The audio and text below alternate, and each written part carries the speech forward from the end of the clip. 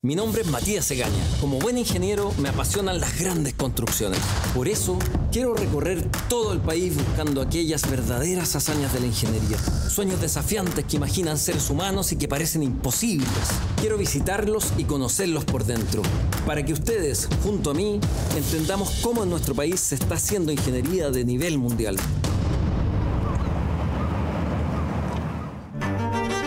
En el corazón del desierto más árido del planeta se está construyendo una de las obras científicas más ambiciosas de la humanidad. ¿Por qué Chile? ¿Por qué el norte de Chile? Hay muy pocos lugares en el mundo donde se puede hacer ciencia astronómica, investigación astronómica al nivel al cual la hacemos nosotros. Un telescopio grande y poderoso que podrá mirar tan cerca del origen del universo como nadie nunca lo ha hecho. Hoy, en Megaproyectos, viajamos al futuro de la astronomía.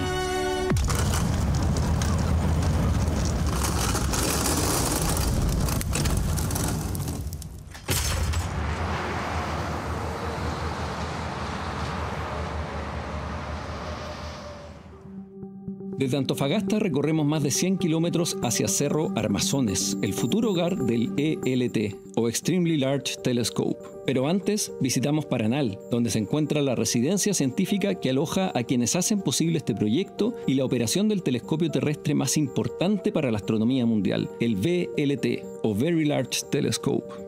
Yo tenía 14, 15 años cuando mi abuela me regaló un libro muy bonito que se llama Breve Historia del Tiempo, de Stephen Hawking. Me encantó el tema, lo encontré muy apasionante y quise estudiar astronomía. Finalmente terminé estudiando geofísica y otras áreas de la ingeniería, pero la astronomía siempre ha guardado un lugar especial en mí. Y por lo mismo, este capítulo también es especial para mí. Estoy muy contento, muy motivado. Siento que es una tremenda suerte poder estar visitando el VLT y también visitando las obras de lo que va a ser el ELT, que va a ser revolucionario para la astronomía a nivel mundial.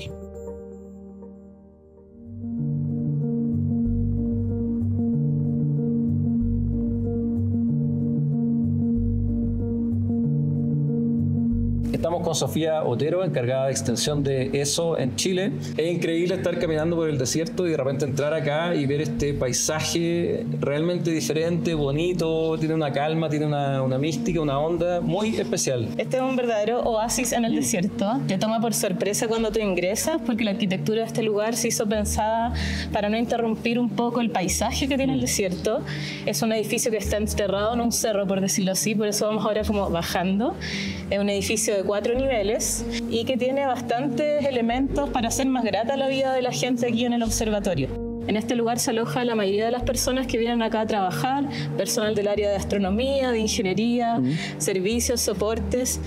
Entonces hay ciertas cosas como por ejemplo este jardín tropical, la piscina, que ayudan a tener, aparte de lo lindo que es poder encontrarse con esto después de un paisaje tan seco e inhóspito, poder tener una humedad mucho más confortable, tener un espacio de recreación también como es la piscina, que se suma a otros elementos que hay en el observatorio para hacer más llevadera la estadía, como la sala de música, por ejemplo, la sala de pool, las mesas de ping-pong, el taca-taca, el gimnasio, todas esas cosas para que la gente a su tiempo libre pueda disfrutar de un lugar más ameno aquí en la mitad del desierto.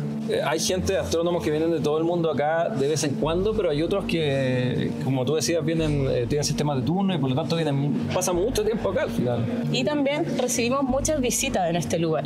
Recibimos personas, astrónomos visitantes que vienen a utilizar los telescopios.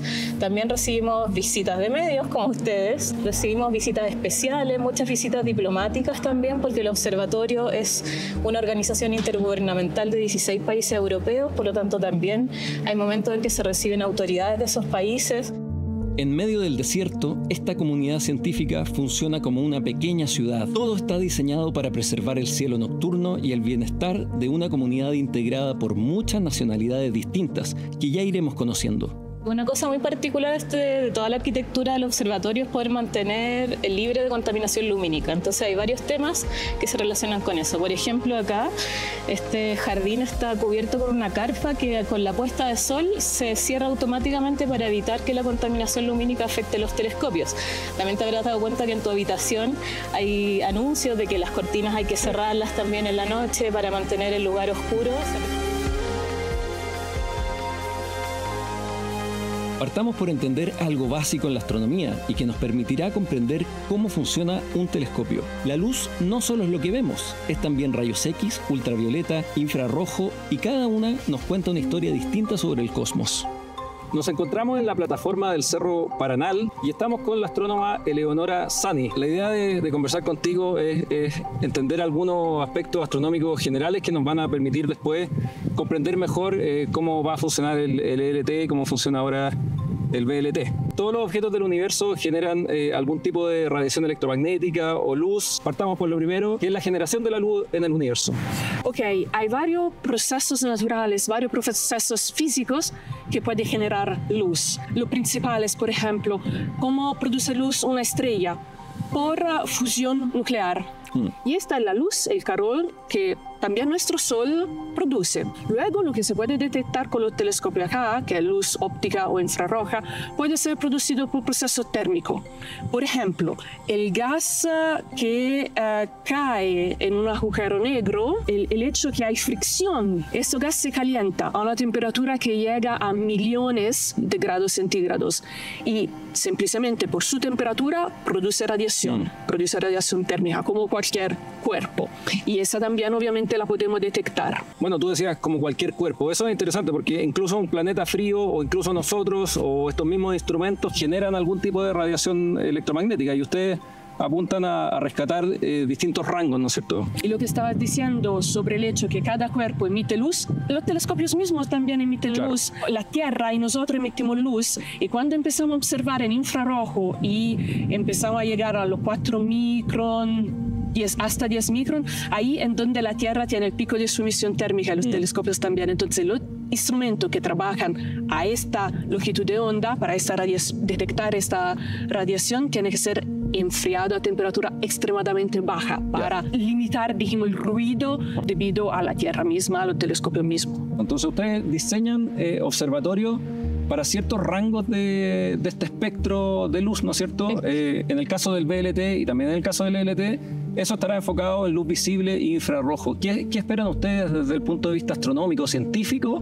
explorar en esos rangos? Los casos científicos que podemos desarrollar e investigar con ese rango son, la verdad, un montón y es la razón por la cual tenemos 4 telescopios y 16 instrumentos. Entonces, vamos desde el estudio de los objetos del sistema solar. Por ejemplo, objetos que son considerados como fósiles de la formación del sistema solar, que son los asteroides o la cometa.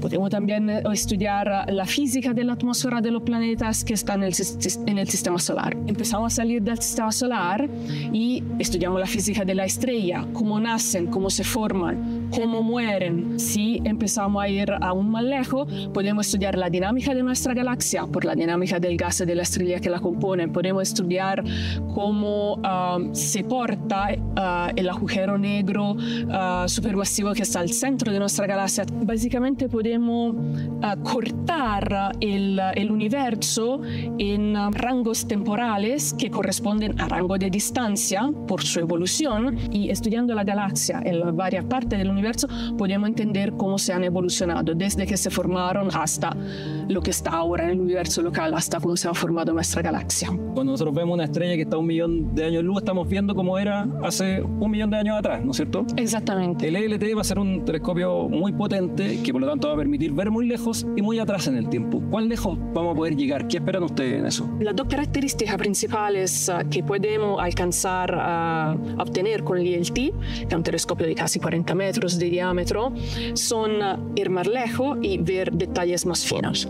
Y si se combinan estos 2 aspectos, una cosa que yo quiero ver son las primeras estrellas en el universo. Entonces estamos hablando de 13 mil millones de años atrás, 13.000 millones y medio de años atrás. Eso es algo que ha sido teorizado desde décadas, pero nunca ha sido observada. Con el ELT, el scopo es ir a estudiar la atmósfera, las características de planetas que son similares a la Tierra. Entonces, algo de tipo que está hecho por roca, que tiene una atmósfera, y el sueño es encontrar en la atmósfera signos de agua, de vapor de agua, por ejemplo, o aún más, qué sé yo, de clorofila o signos de actividades biológicas que pueden ser explicadas solamente por existencia de vida. Tú mencionabas que se podría llegar hasta 13.000 millones de años luz, 13.500 millones de años luz.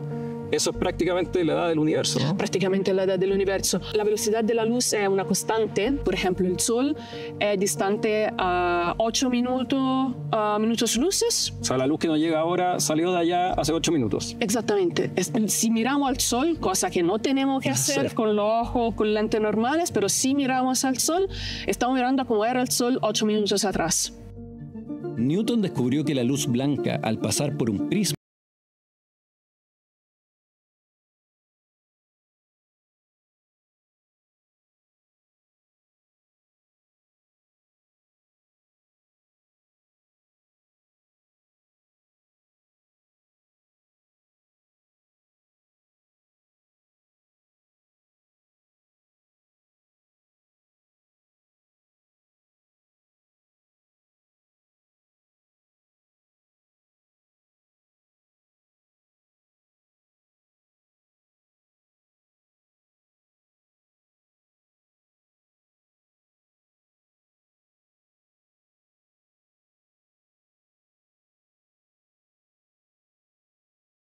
entender el universo como nunca antes.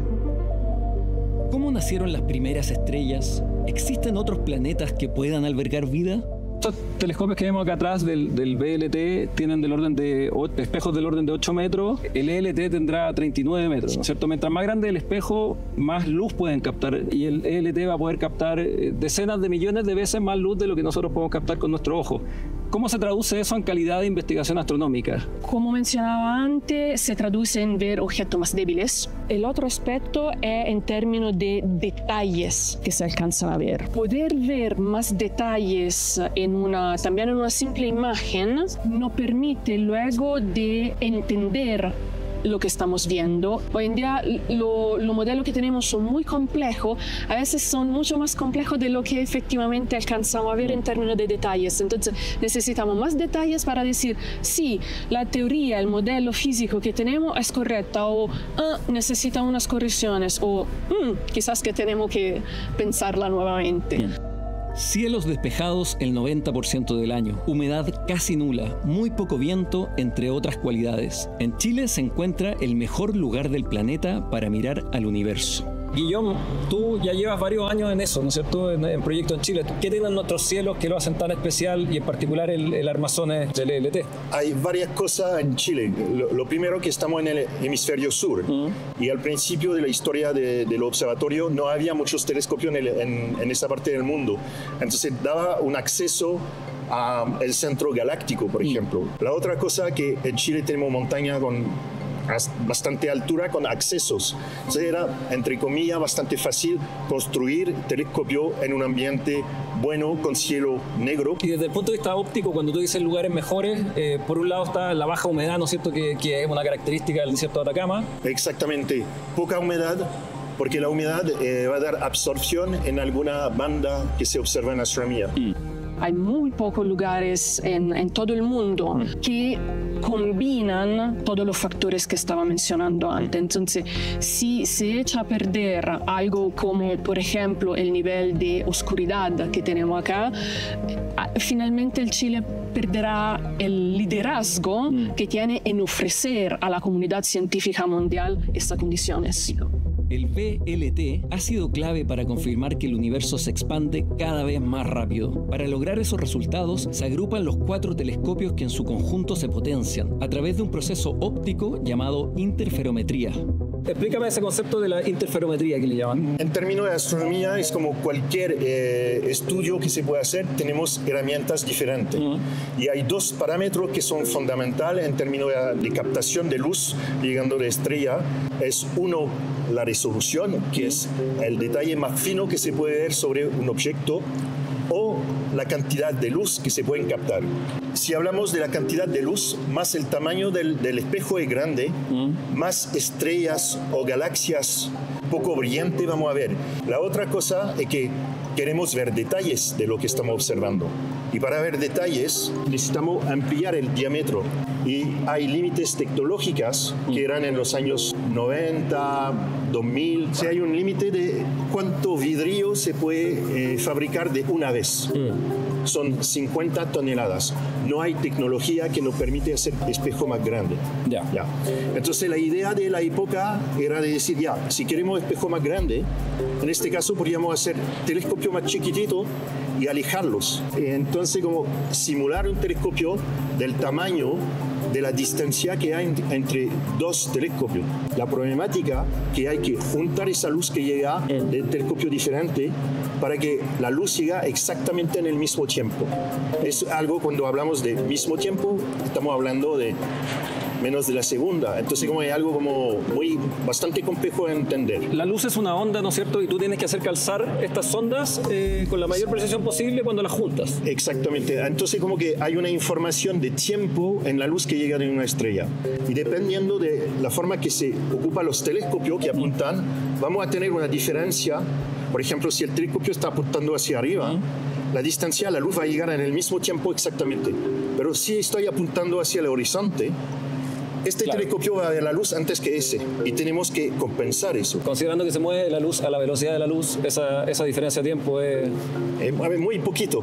Entonces tenemos esos túneles que están abajo de los telescopios con muchas ópticas, muchas cosas complejas, interferometría, muchos aparatos que permiten hacer que cuando entramos en el instrumento, el laboratorio, la luz va a llegar al mismo tiempo. Vamos a compensar la diferencia de camino óptico de un telescopio a otro. Cuando tú dices que es de muy alta precisión, ¿de cuánta precisión? Estamos hablando de nanómetros, digamos, ¿no? Sí, estamos hablando de nanómetros, algunos nanómetros. El gruesor de un pelo es 20 micras, y eso lo cortas en 20 y después lo cortas en 1000 y ya llega a un nanómetro. Esta técnica de interferometría que les permite juntar las imágenes mejora la calidad, mejora la resolución, pero aún así no compite con un espejo más grande. Eso es lo que entiendo, ¿no?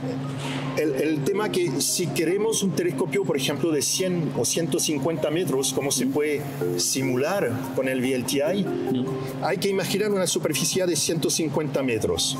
Y los telescopios que ocupamos, en el caso de los telescopios auxiliares, son de 1.8 metros. Habría que mover los telescopios en toda parte para tener toda la superficie, la cobertura. Sí. Entonces, la idea es que para lograr tener toda la información, tenemos que observar mucho tiempo para lograr toda la información que se capta de una vez con un espejo grande. Interferometría lleva muchos cálculos después. No es algo como que tú tienes una imagen y ya vas a ver la imagen.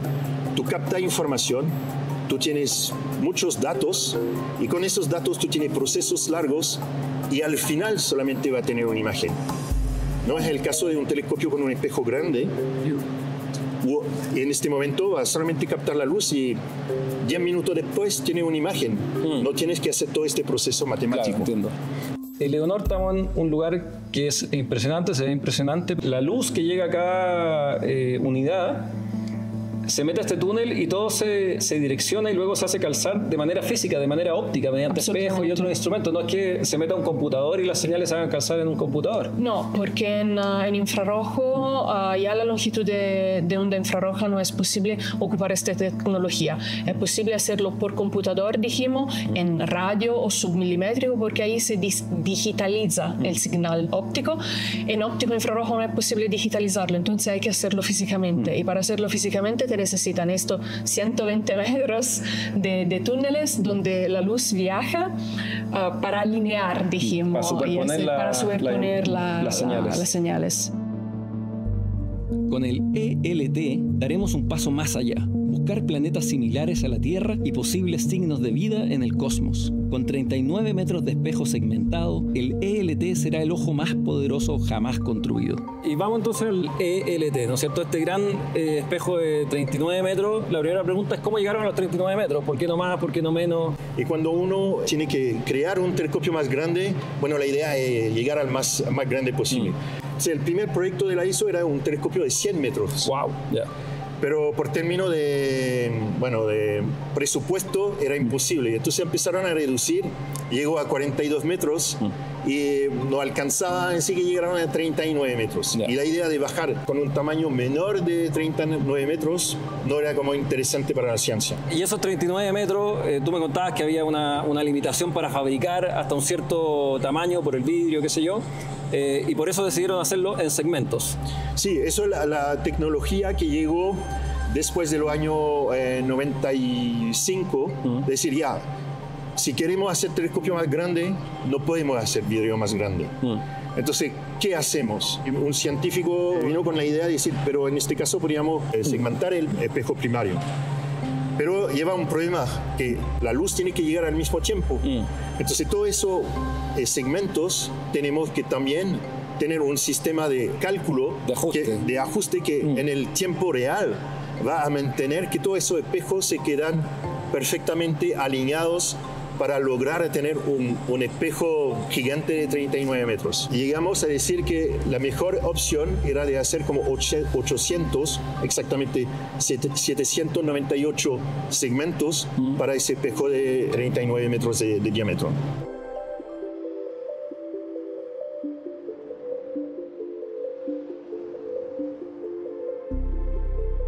Cada parte de este telescopio se construye al límite de la ingeniería moderna. Un domo de 86 metros de diámetro montado con precisión milimétrica.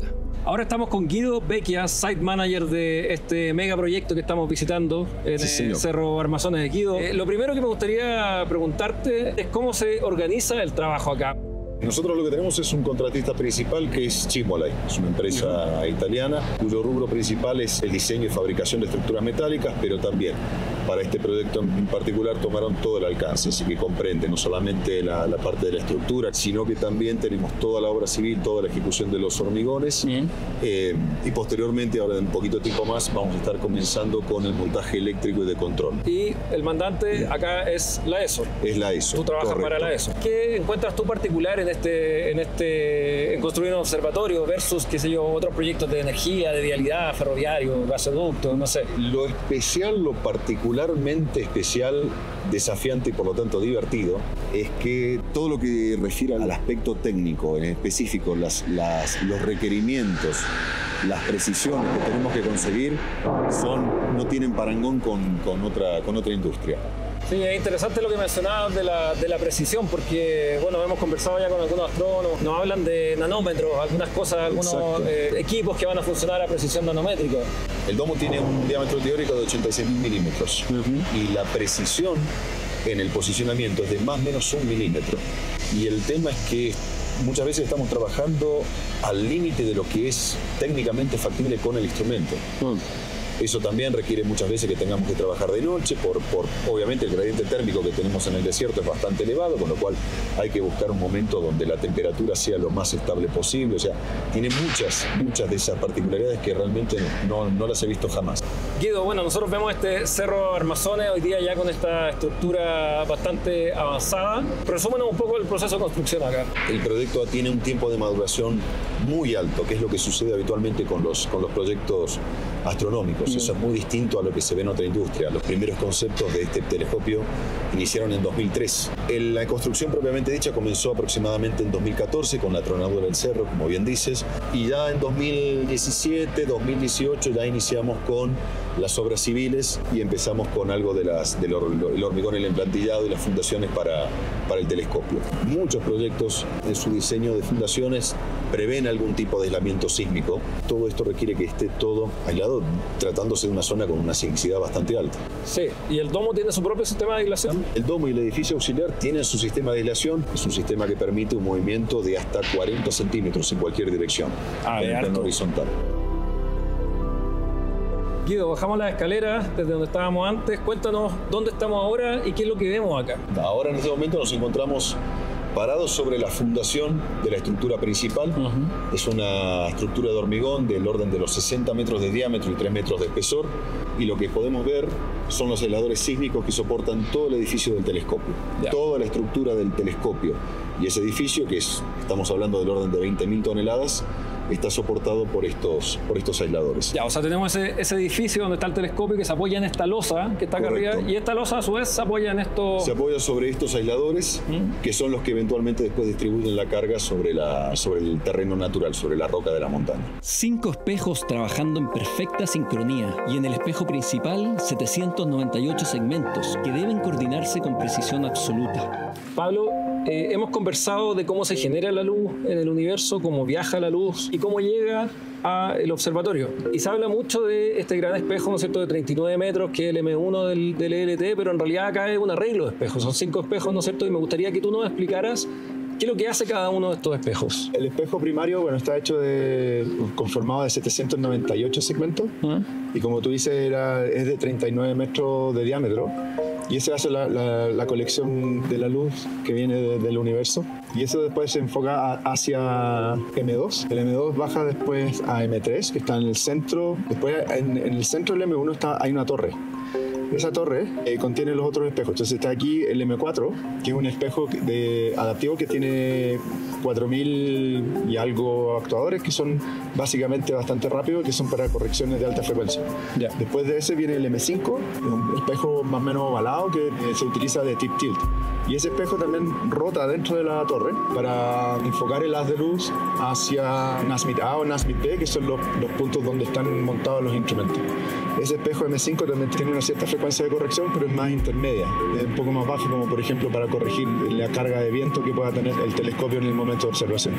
O sea, hace correcciones de cierta frecuencia. En el caso del M5, el M4, como te decía, es más rápido, que hacen las correcciones atmosféricas, de variaciones atmosféricas, y eso básicamente hace que el sistema tenga un objeto estable en el foco del instrumento. Porque para hacer esa observación también tienen los láseres, y los láseres que apuntan a la atmósfera y crean una estrella falsa en la capa de sodio. Y eso se utiliza para hacer la corrección de los espejos. Bueno, entonces ya nos explicaste cómo se captura la luz, ¿no es cierto?, cómo va por este juego de 5 espejos hasta que el M5 lo envía al instrumento. Correcto. Que se desea utilizar. Cuéntanos en qué consisten estos instrumentos, qué hacen estos instrumentos. Los instrumentos irían montados en una plataforma que en este minuto no está. Más o menos ahí se ve dónde está el punto focal, de donde reciben la luz. Los instrumentos mismos son bastante grandes comparado con lo que son lo que hay en VLT, por ejemplo. Normalmente el telescopio este está diseñado para operar en infrarrojo. Entonces los instrumentos están diseñados para también operar en infrarrojo. Subdividen la luz en distintas bandas y en esas bandas se van haciendo distintos estudios. Por ejemplo, uno de los proyectos es poder obtener, por ejemplo, si hay un planeta, un exoplaneta que tenga atmósfera, si se pueda determinar qué componentes tiene la atmósfera o qué componentes tiene el planeta mismo.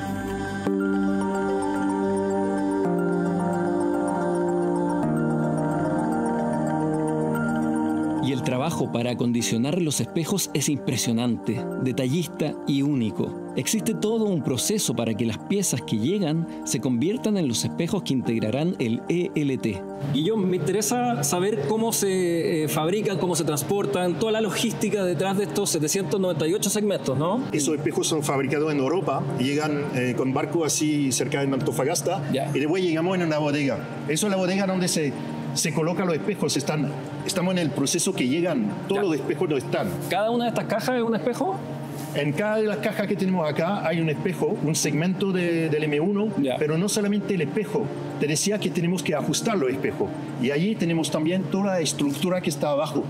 Así que no se ven bien. Aquí lo que es importante es que cada caja tiene un código que nos permite saber dónde va a estar este espejo en el espejo grande. Claro, hay un orden que hay que seguir. No se pueden cambiar, son todos diferentes. Los espejos llegan sin lo que se llama el coating. Sin el recubrimiento. Exactamente, que va a dar la reflectividad del espejo.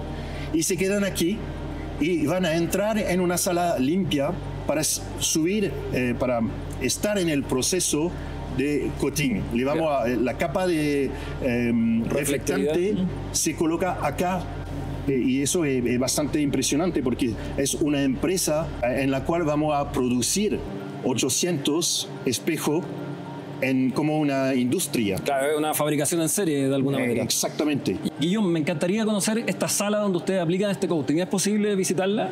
Es una sala delicada, pero hoy día podemos entrar. vamos a entrar ahora a la sala limpia, donde vamos a ver este espejo, y como su nombre lo indica, es una sala que es muy limpia, por lo tanto necesitamos ponernos un traje especial para no generar ningún tipo de contaminación.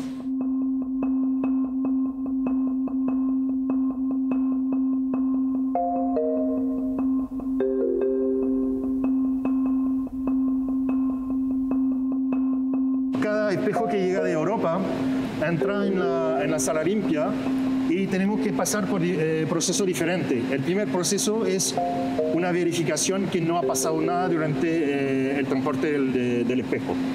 Entonces, el espejo lo vamos a poner encima de esta máquina que se ve allá. ¿Ya? Y esa máquina vamos a vibrar el espejo con toda la parte mecánica, porque el espejo llega con la parte mecánica que va a ser el soporte y lo que va a permitir de ajustar los espejos adentro del M1. Hay muchos procesos de control, pero el primer proceso que vamos a tener es limpiar la superficie. Vamos a verificar que la limpieza es suficiente para entrar en la máquina que va a hacer la deposición de los materiales. Ya, de lo contrario tienen que hacer un proceso de limpieza de nuevo, hasta que logramos tener la limpieza correcta. Ya. Y esa máquina que tenemos acá va a recibir el espejo y con un sistema de escáner vamos a chequear toda la superficie con una luz específica que va a detectar cualquier rayas, cualquier polvo, cualquier manchas que podrían quedar en el espejo. Ya. Y cuando pasamos esa etapa, podemos entrar en el proceso delicado de colocar esos metales para tener la reflectividad. El proceso es bastante simple. Vamos a tener una zona donde vamos a cargar el espejo. Aquí tenemos algo donde se puede hacer muestra. Y vamos a entrar en una parte para lograr tener vacío. El proceso se hace en vacío. Y entonces vamos a eliminar toda la atmósfera que tenemos para tener un nivel de vacío. Y cuando está hecho, vamos a entrar en esta parte de la máquina que va a hacer la deposición capa por capa. Y el espejo va a caminar, sobre rieles, como un tren, y va a entrar en esta máquina. Y cada vez que va a pasar abajo de un sistema como ese, vamos a depositar el material que está escrito.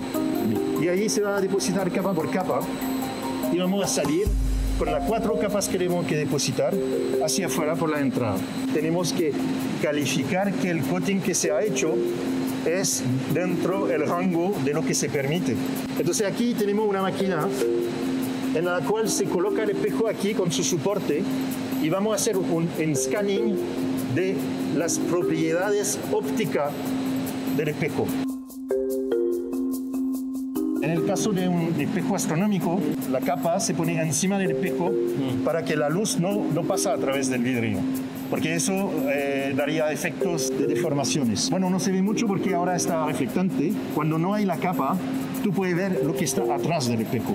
Yeah. Entonces lo que te voy a proponer es pasar atrás del espejo para ver lo que está puesto como parte mecánica.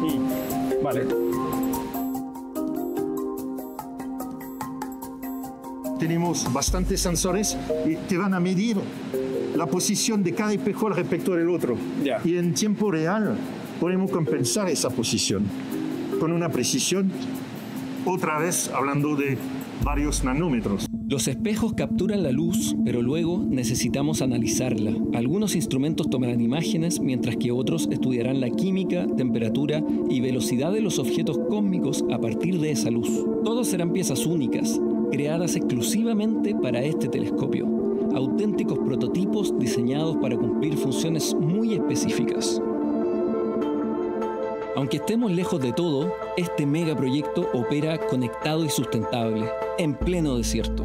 Bueno, Pablo, estamos aquí en la mitad de la nada y de repente uno se encuentra con esta pequeña ciudad, ¿no es cierto? Este observatorio, el ELT, más el que está en Cerro Paranal, más todo el campamento, la residencia, y ustedes tienen sus propios protocolos de sustentabilidad. Cuéntanos un poco de eso. Bueno, antiguamente el observatorio, cuando estábamos en la parte de Paranal solamente, tenía generadores eléctricos en base a petróleo. Con el tiempo después se cambió a gas.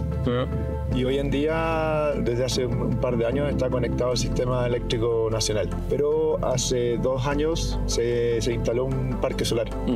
Ese parque solar es de 9 megawatts, está dividido en 2. 4 para Paranal y 5 que son para ELT. ¿Y siguen estando conectados a la red?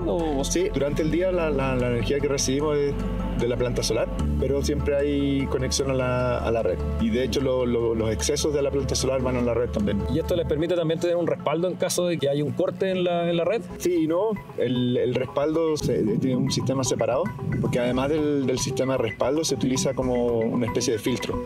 Entonces si hay alguna interferencia, ya sea en variación de voltaje o ruido dentro de la línea, o variación de frecuencia también, todo eso se corrige a través de lo que llamamos el Power Conditioning System. Ya, perfecto. O sea, desde el punto de vista de la electricidad, ustedes abordan la sustentabilidad con esta planta solar. Claro. Ya. Y después tienen un tema del agua, ¿no? Estamos en el desierto, obviamente es un recurso muy escaso. Sí. Sí, el agua básicamente viene desde Antofagasta.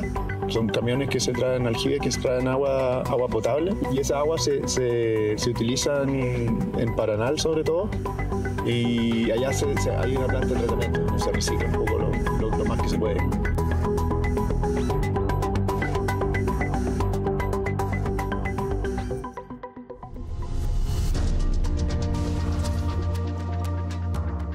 Ingenieros italianos, astrónomos suizos, técnicos chilenos, más de 16 países trabajando para abrir una nueva ventana al universo. Lo que hemos visto acá es muy multicultural, ¿no es cierto? Hay varias nacionalidades, varios países metidos, y en el caso de ustedes, además, el mandante ESO está compuesto por muchas nacionalidades. Sí, correcto. De hecho, la ESO en realidad es un organismo multigubernamental, participan 16 países de Europa, con lo cual nuestra interacción diaria es con gente de las más diversas extracciones. Hemos llegado a tener gente de 12 nacionalidades distintas. ¿En terreno? En terreno, sí. Bueno, eso también es, me imagino, un desafío por sí solo, ¿no? Habitualmente el lenguaje habitual para todas las comunicaciones es el inglés, dentro de lo posible, no siempre es posible eso, con lo cual la comunicación sí es un desafío, sobre todo cuando uno, por ejemplo, tiene que transmitir las directivas en cuanto a calidad y en cuanto a seguridad, que son bastante específicas, uno tiene que ser muy claro. En particular, ese es uno de los principales desafíos fuera del desafío técnico. Este proyecto no solo mira al universo, también impulsa a Chile como potencia científica y tecnológica. Me imagino que debe ser muy competitivo todos estos proyectos, ¿no es cierto?, que tratan de ganarse un tiempo en este observatorio. Y Chile tiene la suerte de que, como los observatorios están acá, tiene un tiempo exclusivo para astrónomos o instituciones chilenas, ¿no? Exactamente. Por ser basado en Chile, la comunidad chilena tiene acceso al 10% del tiempo de observación disponible por cada periodo. Es bastante, sí.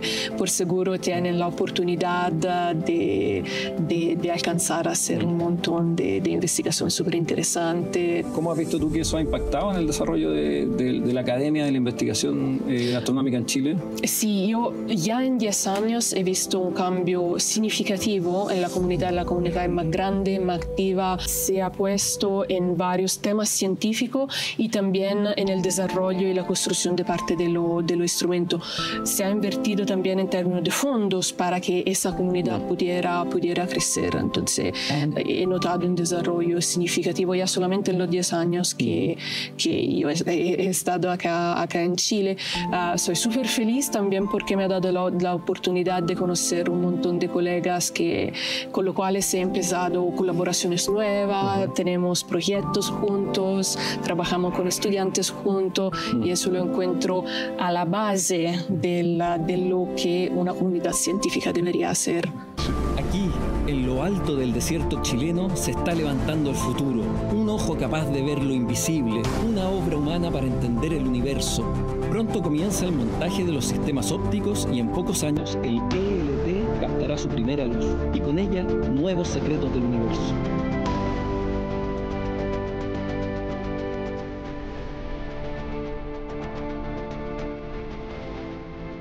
El ELT no es solo un telescopio, es un gran laboratorio de precisión, una promesa de descubrimientos que aún no imaginamos y sobre todo, una obra de ingeniería en la frontera del conocimiento en suelo chileno.